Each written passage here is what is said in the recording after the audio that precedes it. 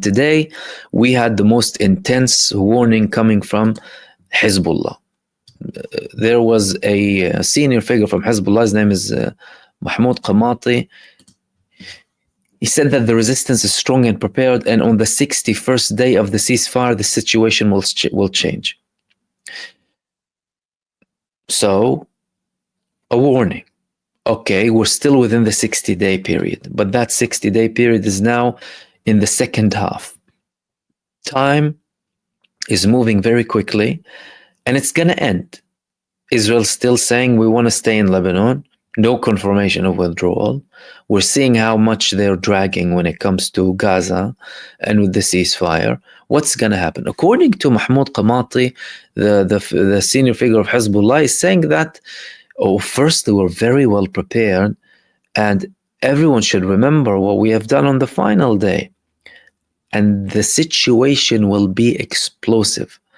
Things would explode on the 61st day if Israel does not withdraw from Lebanon. The question is, will the mediators force Israel to withdraw? Will the United States use some more leverage against Israel to withdraw? So far, it doesn't appear to be that way. A fact of the matter is the US has been enabling all of this and enjoying the cash for the military-industrial complex at the expense of the taxpayer, American taxpayer, that is. And Israel, despite the fact that they're a genocidal entity, like the ICJ said, and arrest warrants are issued against their prime minister and ex-defense minister, or genocide minister, more likely, more accurately, the US is still arming them. US administration is still supporting them. Okay. Hezbollah then might tell you, all right, if you don't want that, and Hezbollah, again, the fact that they're not really using the Israeli breaches of the ceasefire as an excuse to completely break the ceasefire, is that they're genuinely interested in a ceasefire, and they are concerned about the civilian population too. They have other pressure as well. There are changes in Syria too that didn't come in the favor of Hezbollah. And from their perspective, they didn't necessarily want to go on a full-scale war with Israel now, but Israel appears to be pushing for that. And they're still sending messages to Hezbollah by attacking, well, not only certain villages and having presence inside of Lebanon, but also the weapon shipments still ongoing from Syria somehow. Israel's still attacking those areas and saying that wherever Hezbollah try and test us, we will be targeting them. So, very interesting days ahead. The behavior of Israel, especially after three weeks from now, will most likely indicate where things are going, because they can't leave the withdrawal to the last day.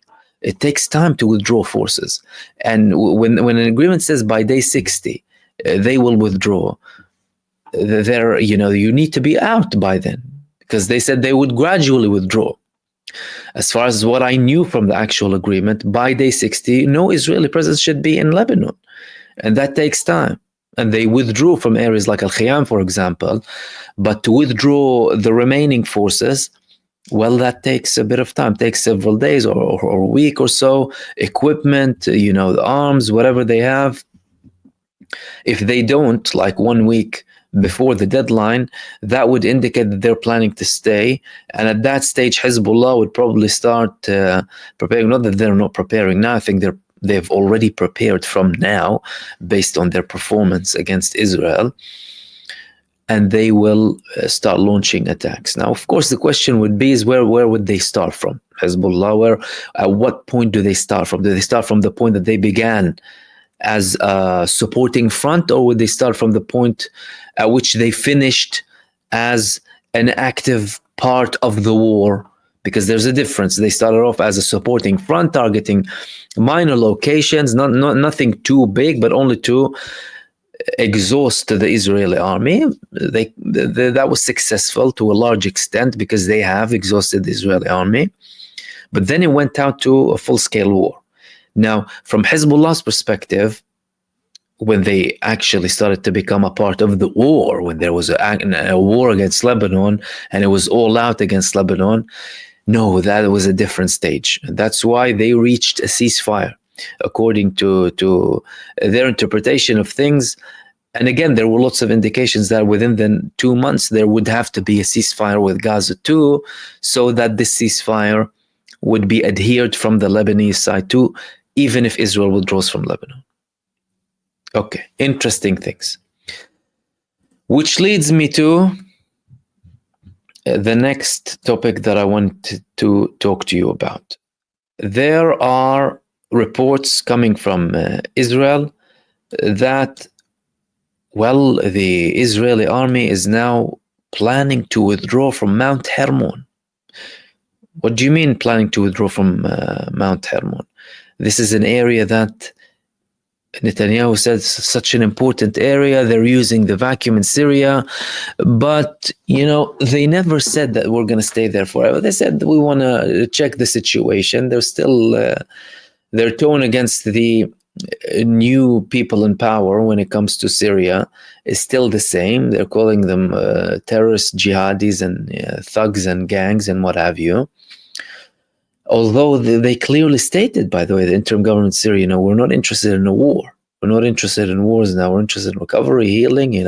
600,000 Syrians died, 9 million refugees, many people. There's still mass graves inside of Syria, people being freed from prisons that they've been in for decades. There's lots of problems. Infrastructure destroyed now. The army is destroyed. The whole infrastructure of the army, Israel destroyed it.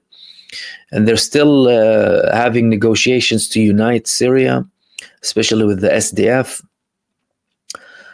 So Israel still, they didn't mind that. But despite the Israeli invasion in Syria, now they're planning to withdraw from certain areas. Firstly, I spoke about a report that Israel started to withdraw from some of the areas in the Der'a countryside, because although there was an inaction from the new interim government against Israel, apart from very small comments, there were people protesting.